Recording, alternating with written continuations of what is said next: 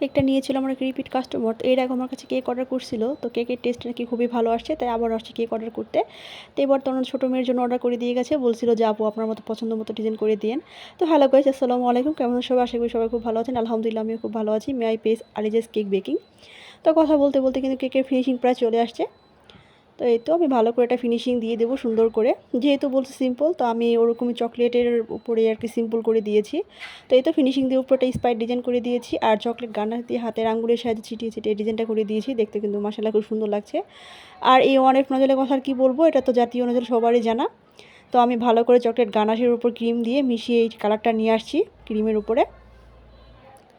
তো এই তো আমি সুন্দর করে রোজেটগুলো করে দিলাম, দেওয়ার পরে দুপাশে শুধু দিয়ে দিব, আর দিব না, মাঝখানে শুধু নামটা লিখা হবে।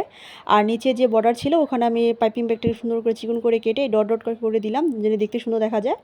তো এই তো ডট ডটগুলি করে আমার কিন্তু প্রায় শেষ। আর উপরে অফ স্ক্রিনের নামটা কিন্তু লিখে নিয়েছি, আর কিছু গোল্ডেন সুগার বল দিয়ে এই তো ডেকোরেশনটা শেষ করে দিলাম। কেকটা অবশ্যই কেমন হয়েছে সবাই কিন্তু কমেন্ট করে জানাবেন।